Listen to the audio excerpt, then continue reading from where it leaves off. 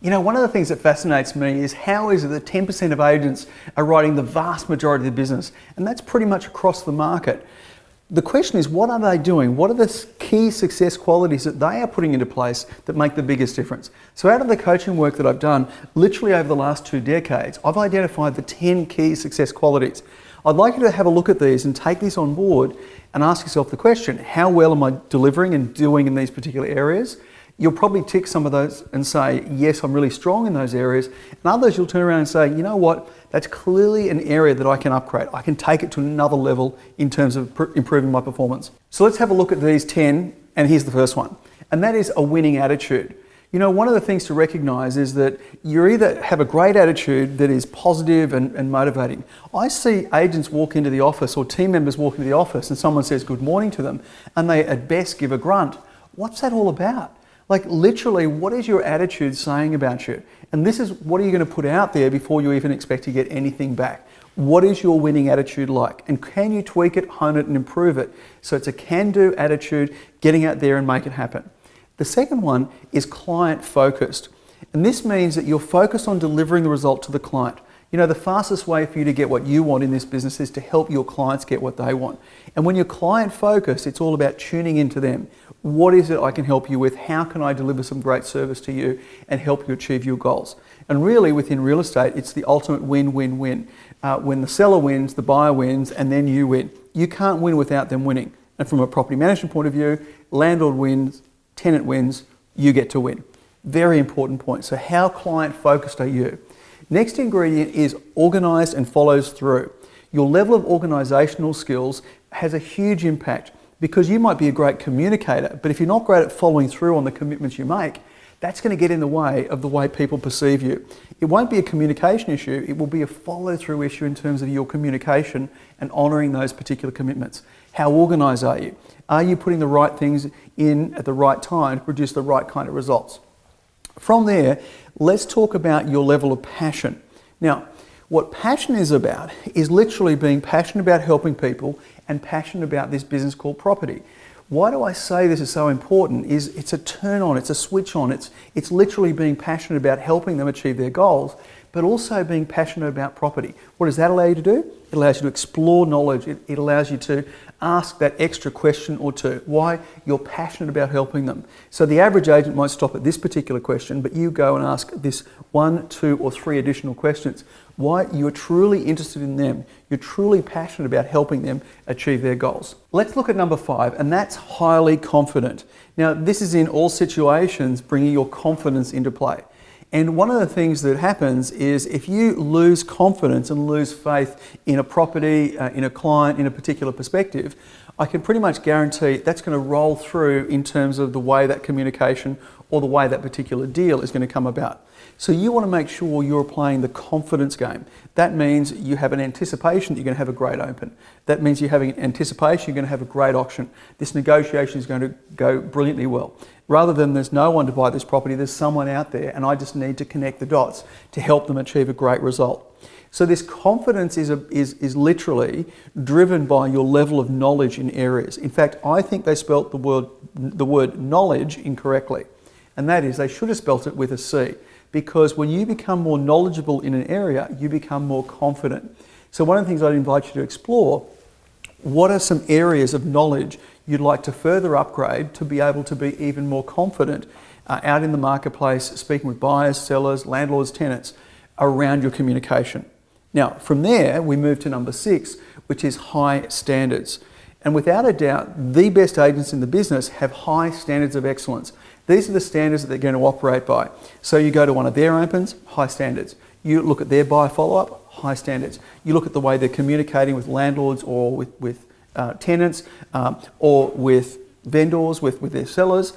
And really, you look at it and go, high standards of excellence. And really, anyone around them starts to step up to the plate. So as an agency, one of the things to look at is, as a team, where do our standards sit? And if you haven't done some work in this area, I strongly recommend, let's agree, what are the standards for our open homes? What are our standards in terms of buyer management? What are our standards in terms of seller management? So we have a minimum performance that we're running with individually and collectively as a team. Then we're going to add number 7, and that's high energy. Now you might be thinking, isn't that similar to passion? Well, yes and no. Energy is literally the number one thing that people buy off you. People buy your energy. So what energy have you got on a phone call? What energy have you got face to face? And how are you communicating that? Can you be enthusiastic and have great energy around a fixer-upper? The answer is yes. And that's about seeing the opportunity for someone as maybe a first home buyer or someone who's really committed to doing a brilliant renovation, seeing this particular opportunity and property as a huge upgrade for them. So let's move on from our high energy and start to look at being a great communicator. And a great communicator just doesn't communicate one way. It's the recognition that we need to have different communication, or quite simply different strokes for different folks. If we're dealing with a young professional couple, if we're dealing with an elderly couple, if we're dealing with someone who has just gone through some really hard times personally, it's the ability for us to tune in and communicate. Because we're either broadcasting our communication or we're tuned in to that particular person. The more we're tuned in and a great communicator, the better results we produce. The question is, how much work have you done on improving your communication skills? We learnt them at kindergarten, we learnt them in terms of at school, so a lot of the time that's what we've run with. But if you start to really put some energy and effort into improving your communication skills, you can take it from being good to great to exceptional to being brilliant in terms of your communication. Great agents, great real estate professionals are absolutely great communicators. And then we move on to outcome and deal focus. Now, an outcome and deal focus looks like this. You're in the middle of your very first open and you start having a conversation with someone, and it's about the outcome of helping them buy a property, helping them sell a property, and you're focused on the deal. A lot of the time people think negotiation starts when someone puts their hand up and says, hey, I would like to buy this property. But really, the best in the business understand the deal focus begins now. The initial phone call you have from someone, say, hey, I'm interested in this property. Look, if it's something that you're really interested in and you've got that kind of budget, I strongly recommend you put this property on your shopping list. It would be at the top of my shopping list if I was actually in search mode for a property along these lines. Let me see if I can get you through the open. Let me see if I can get you through a private inspection even sooner than that to start to really build momentum. This is about being deal and outcome focused. You found this property, you love this property, why not own this property? Let me work with you to help you secure the property. At the moment, you're in the box seat to secure this property. Let me work with you to help you actually own it and buy it and make it happen. And wrapping out the top 10 is a willingness and an eagerness to learn, to improve, to advance. So not we've always done it this way, let's full stop and hold it still. Where can we improve? How can we tweak this? You've had a month in the business, you've had 6 months in the business, you've had a year in the business. You should be a better operator. You should have learned something. What are you learning? What are you improving? So out of every listing appointment, you can go into it thinking, what am I going to learn here? At the end of it, you can say, whether we won it or whether we lost it, what do I learn from this? Occasionally what I'll see happen is an agent loses a piece of business. They make the other agency wrong. They make the owner of the property wrong. The last thing that they do is look at themselves and say, what could I have done differently? How could I have improved my skills? Keep in mind, when someone chooses an agent to sell their property or to look after the management of their property, they're choosing, based on the information they have, the best decision for them. If that's the case, then what can we learn to improve that, to hone it, to tweak it and develop it? So these 10 success qualities are incredibly important to bring into your toolkit and have a look and see where can you improve. Is there an opportunity where you're already strong in? Could you take it to another level? And start to identify some improvement opportunities for you to take your results to a new level.